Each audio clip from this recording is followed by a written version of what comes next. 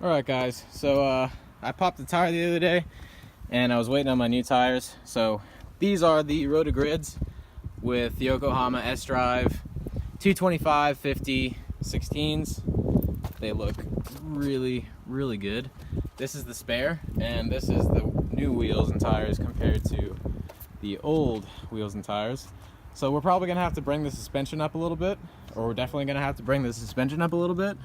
And we've got plenty of room to do that. I can go even a lot lower if I wanted to, which is probably a terrible idea. But yeah, we're gonna throw these wheels on there and try to figure out the suspension to get these not to scrub and rub everywhere and actually fit on the car. All right, so we got one wheel on and it's super wide. And I have 3 sets of coilover tools because I have no idea which ones are the right ones. But look at this wheel. It's so meaty. And we're still getting 1-inch wheel spacers soon and new lug nuts. Blackworks Racing, all black lug nuts, so it'll be really nice when it's done. But we're gonna bring the suspension up so we can actually fit these wheels underneath. All right, so as you can see, we've got the rear wheel on, and there's about probably about 1 millimeter of clearance with the car at full, you know, just ride height. So we're not gonna ride like this. I'm gonna put the Acura wheels back on the rears and run the rotors in the front, just because I have a flat tire. Just ridiculous camber wear on that wheel, and it's flat, so I have to have, you know, 4 tires. But yeah, I'm actually really excited about this. It's so ridiculously thick and meaty. These tires are huge, and these wheels are huge, and it's gonna be so much fun to get this to fit. I'm so excited. All right, so now we got the rears on, front's off. Taking that other fender off to make sure we have clearance for the bigger wheels. And we're just gonna run it fenderless for a while, I guess, until I can build a wide body, just bigger fender that these wheels will fit on. But yeah, it's going well. Bloody ripper. But yeah, okay guys, so that's how it looks like right now, because we're running this Acura wheels still on the back because we just can't fit those on right now. I'm gonna cut that and pull it out and build, either buy like universal fit flares or build a flare or something, and or probably just buy a flare and then modify it to fit. But yeah, they look crazy on here. Once it's all 4 wheels on here and I have like body panels over it, it's gonna be insane. I'm actually really excited about this. This really put me in a good mood, but now I gotta go to work, so I can't really continue working on it. But yeah, so that's that. All right, so we got the front wheels on. They don't really fit as well as I thought they would. Not as well as I thought they would, but there's some just little dents from the wreck that need to be pulled out, cut out and stuff like that. The rears, you can't see them right now, but the rears are still the Acura wheels because we just can't fit those new wheels on. But yeah, I'm gonna start off by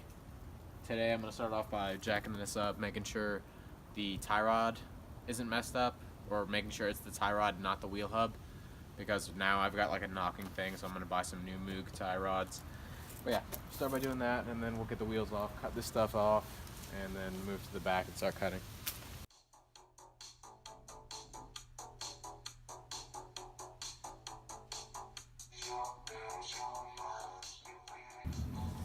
Alright, so it's definitely the tie rod end. If you pull the wheel like from 6 to 12 and kind of wiggle it that way, that's how you can tell if it's a wheel bearing. But if I wiggle it this way, you can kind of see that it's moving and it wiggles, and that's the way you can tell it's the tie rod. I forgot to break the bolts loose when the car was on the ground.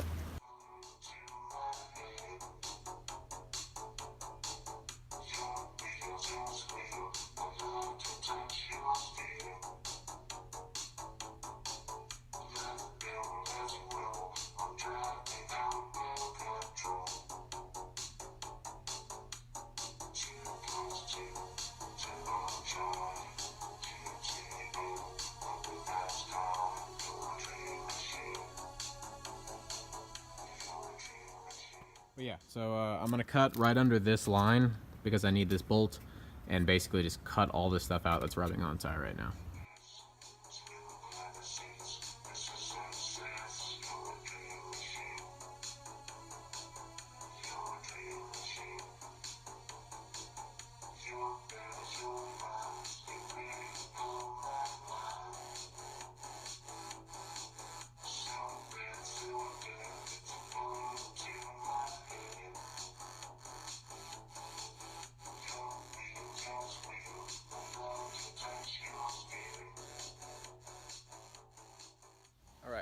So today we're in the back of the car. Front of the car is back bolted together. I had to use that mini hacksaw and some of those files that have like a finer edge to basically carve out new threads for the, it's on this side I think, but the shitty lug studs on here. I'm replacing the spindles and the trailing arms, so these lug studs won't be there for long, and I'm getting new, these are going to be trashed soon because I have new Moteki, I think, lug nuts coming that are open-ended that'll fit on those other studs. But yeah, it was really a pain in the ass, it was annoying. But front wheels are back on, much more clearance on the other side because I cut out that chunk, so we're probably going to have a lot less rubbing, but still some rubbing. Now we're working on getting the big wheels in the rear so I can cut out this area and make them fit. Alright, got the rotors back on. They're still super wide, even though we've still got 1-inch wheel spacers to put on once I get those lug nuts in. But yeah, time to lower down. Alright. Got everything taped up. And as you can see, I took this opportunity to take the moldings off. I think it looks better without them. I just think that it looks cleaner, especially when I have all the holes filled in and that actually isn't dirty as shit. And I have the flares on. I think it's going to look a lot better. Alright, so this is where we are right now. I've got the coilover sleeves maxed out as high as they can go. And it's still really a little tight, a little too close for comfort. I'm probably going to swap the other wheels back on. And then, I don't know. I don't know what I'm going to do yet. I might roll with these for a little while, but probably not. It's a little bit, I don't know why. I guess these coilover sleeves are just shitty, which they usually are, but the other side is a little bit higher than this side, even though they're both maxed out. But still have a lot of meat to cut out, I guess. And I'm not going to do the angle grinder method because that sucks. It takes a lot of time and it doesn't give you a very clean cut. So tomorrow I think I'm going to go to Harbor Freight and buy one of those little body saws and make some more cuts and go from there. Alright, so today is hopefully the last day of getting these wheels to fit on the car with like minimal scraping. It's taken way too long already, but these wheels are definitely not supposed to go on a car like this, so it's taken some more work than I thought to get them to actually fit.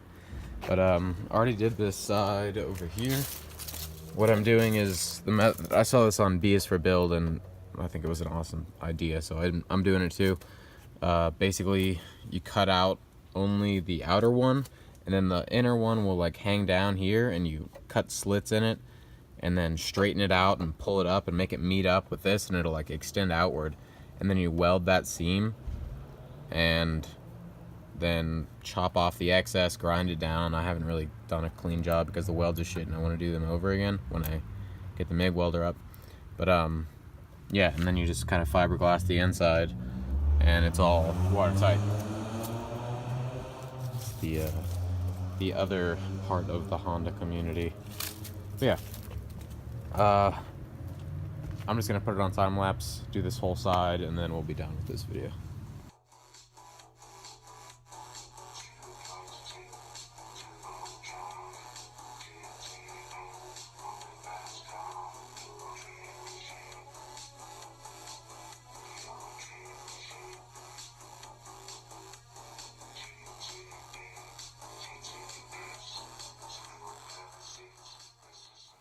Alright, so this is what I was talking about.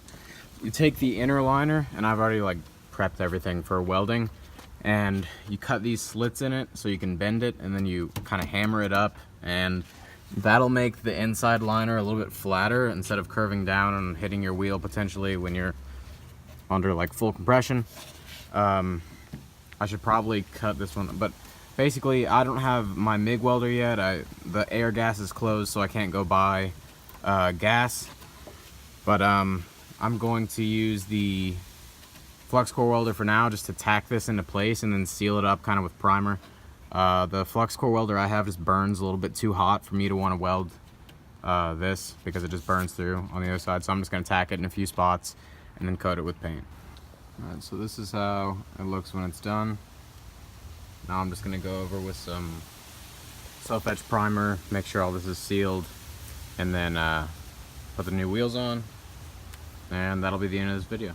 We got the car all buttoned up, coilover sleeves are maxed out as high as they can go because this side looks, it'll settle after I drive it in a minute, but it should be pretty high. The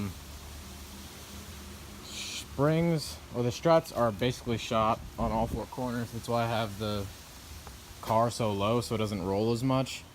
But yeah, there's just so much. It still scrapes a tiny bit. You can see here on the tire, like if I go over, you know, a speed bump at kind of high speed or railroad tracks or something like that at like 30 miles an hour, it'll scrape a little bit, which I don't like at all. That's like way too much. But I just brought this one a little bit further up. But yeah, once I get coilovers, it'll be a lot stiffer and it won't compress as much, so that'll be way better. But for now, this fits and it'll work. But yeah, that's where the video is going to end. Next is going to be coilovers, and I have to order like a million different things to get the Integra suspension restored. And then we'll work on, once I get the Integra suspension on, we can throw the spacers on, then I can start doing the body kit. But yeah, thanks for watching. Don't forget to like and subscribe. Hopefully I'll see you next time.